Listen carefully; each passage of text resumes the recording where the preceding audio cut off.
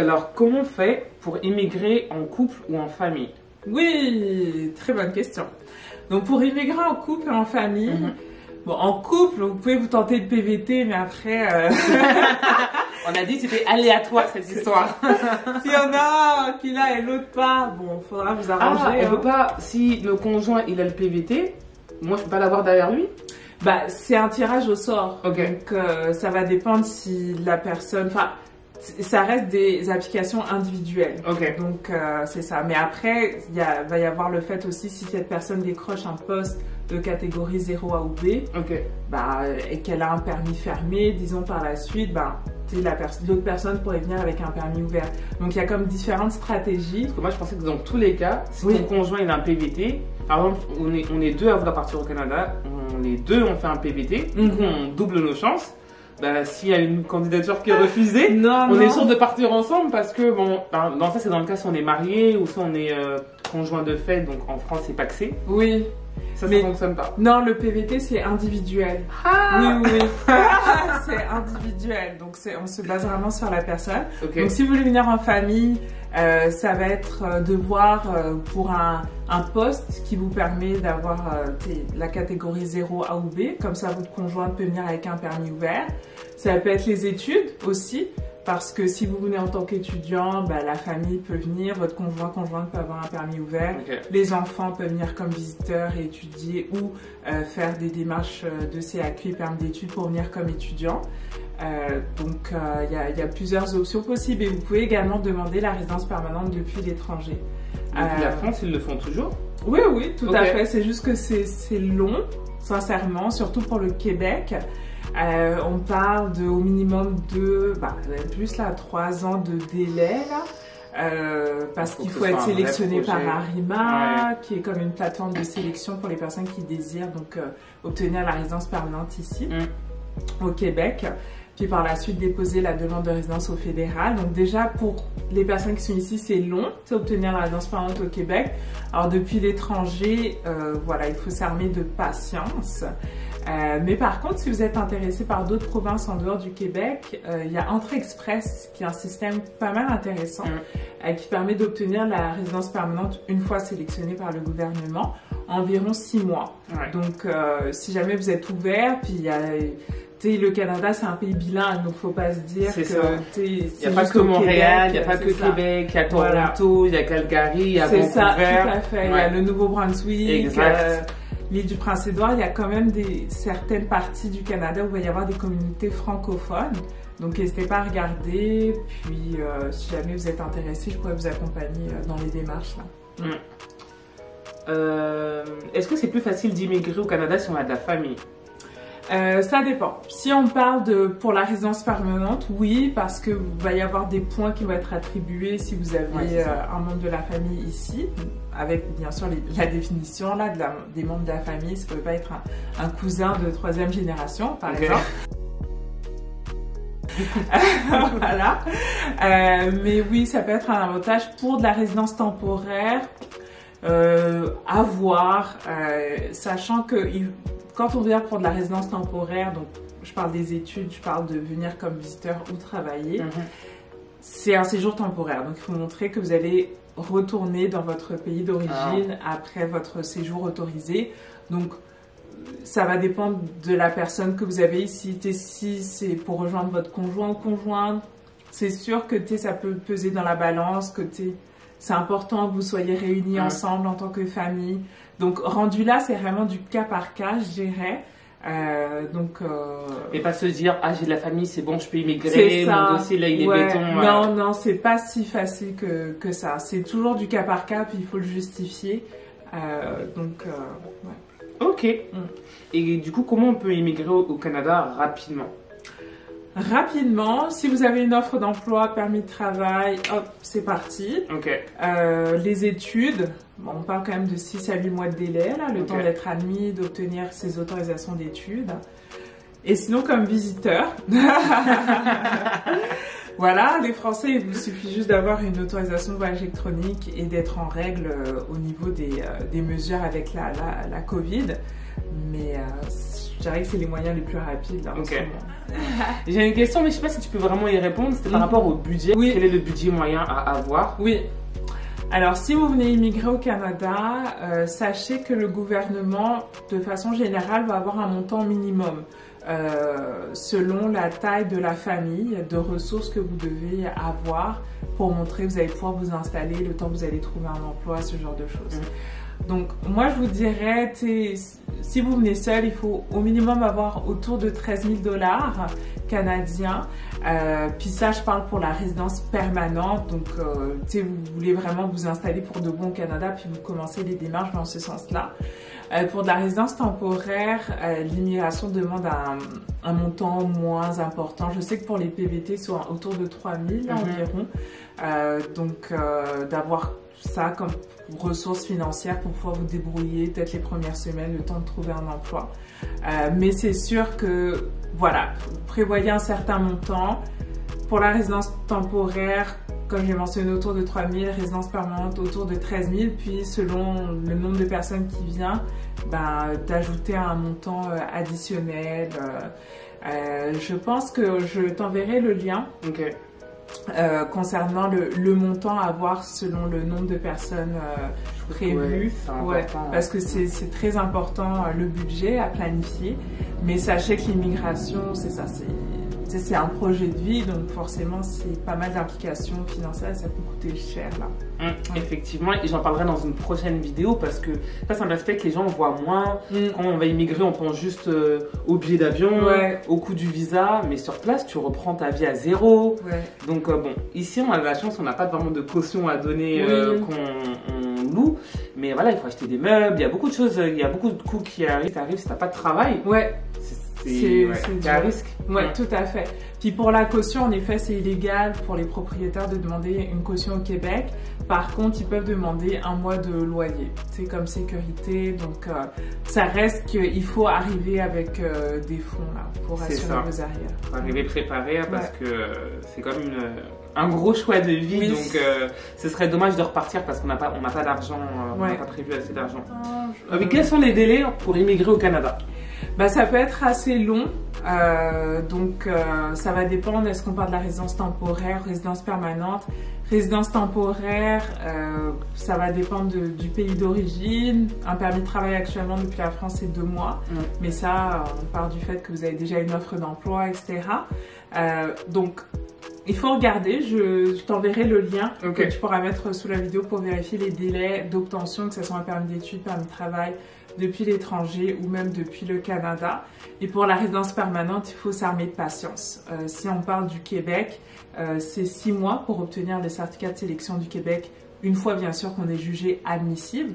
Donc 2 ans de travail avant. C'est ça, via le PEC, le programme d'expérience québécoise volet travailleurs qualifiés, où il faut 2 ans dans un poste de catégorie 0 A ou B. Une fois qu'on a ces 2 ans, avec d'autres conditions bien sûr, mais un petit peu moins, plus mineures, je dirais. Là, on peut appliquer pour l'obtention du CSQ. On a son CSQ en 6 mois et on applique pour la résidence permanente au fédéral. Puis là, ça prend environ 2 ans. Donc 2 ans et demi, une fois qu'on est jugé admissible pour la résidence permanente pour l'obtenir. Donc ça peut être pas mal long. Puis, au final, c'est aussi long que quelqu'un qui est en France et qui fait la demande depuis la France. Ça peut être, oui. Après, au moins, quand la personne est ici, ça va être plus facile. Il y aura plus toutes ces étapes en fait d'installation, d'appréhension, de peur. Est-ce que le pays va plaire à mes enfants, l'inscription aux écoles, tout ça. La personne est déjà là, au moins, c'est l'avantage que l'autre qui attend 4 ans, entre-temps, tes plans peuvent changer et tout. C'est ça, on n'est pas certain, est-ce qu'on va avoir la résidence ou pas, alors que là, normalement, si tout se passe bien, que le dossier est bien constitué, il n'y a pas de raison, il n'y a pas de dossier criminel, tout le monde est en santé, pas de souci. Mais c'est de s'armer de patience pour avoir une décision finale. Avant, dernière question, comment trouver un logement? Alors, trouver un logement à Montréal, ça peut être quand même pas mal compliqué. Donc, c'est pour ça qu'on vous conseille de faire appel à nos services parce qu'on a un service d'aide à l'installation. Donc, c'est mon associé Vicky qui s'occupe de ce pôle-là et qui fait donc les recherches de logement, accueil à l'aéroport, numéro d'assurance sociale, trop bien, ouverture de compte bancaire. toutes les démarches administratives qui donnent mal à la tête. Hein, c'est clair. Et ben, on a une super équipe qui est là pour vous. Donc voilà, parce que il y a beaucoup d'implications par rapport au logement, autant le quartier où vous allez vouloir vous installer, ça va avoir des implications pour la vie de famille, l'emploi aussi, vous allez travailler, le budget également, le style de vie que vous recherchez. Donc la recherche de logement, c'est tellement une recherche importante et centrale, je trouve, dans le projet, que c'est mieux de le faire accompagner. Comme ça, vous êtes sûr que dès que vous arrivez, vous êtes bien là, qu'il n'y ait pas de problème avec le propriétaire ou les voisins, vous n'aimez pas du tout le quartier, vous êtes loin de l'école des enfants, ce genre de choses. Mais c'est vrai que c'est super stressant déjà de s'installer dans un pays étranger. La recherche du logement, on sait que c'est vraiment le point clé. Une fois que tu t'es bien installé, tu as trouvé ton logement, on va dire 50% de ton... allez, même voir 75% de ton immigration est réussi. Mais du coup, tu as tellement galéré pour trouver un logement, si tu te rends compte que finalement, c'est pas le bon, et moi ça a été le cas, mais tu es contractuellement... Donc tu subis. Ouais, tu subis. Et moi, sincèrement, voilà, avant de partir, j'ai cherché toute seule, j'ai trouvé toute seule. On a trouvé dans un quartier quand même sympa à Montréal, mais on s'est fait cambrioler. Ouais. Et déjà, quand on est arrivé, le quartier, on n'aimait pas, mais bon, j'étais comme, écoute, on ne va pas redéménager encore, là, c'est trop de problème.